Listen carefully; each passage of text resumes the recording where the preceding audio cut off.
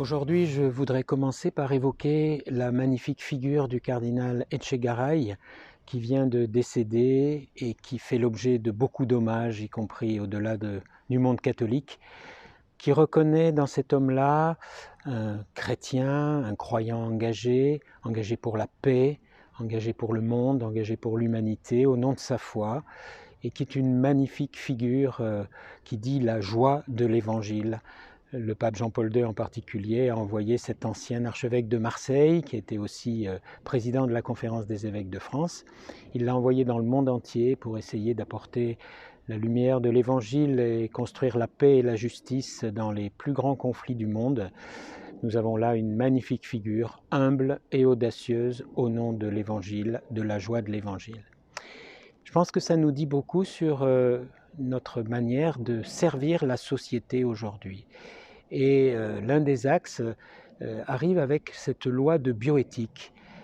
Comment les chrétiens que nous sommes peuvent participer à ce grand débat et à cette grande recherche et aussi à cette loi qui arrive pour la bioéthique et pour prendre soin finalement de tous ceux qui sont directement concernés et qui le seront par cette loi.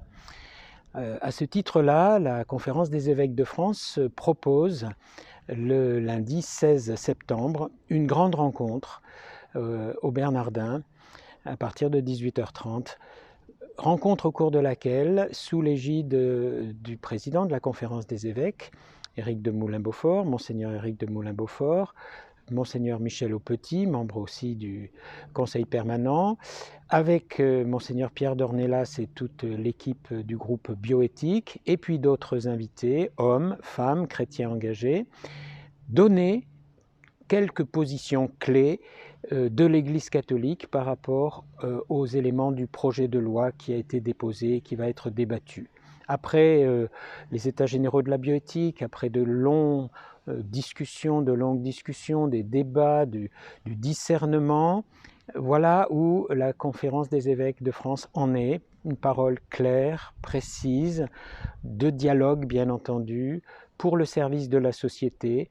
Venez écouter, partager et comprendre de l'intérieur ce positionnement, ces positions qui sont d'abord pour le service du dialogue et pour le service de notre société tout entière. Un grand moment en perspective.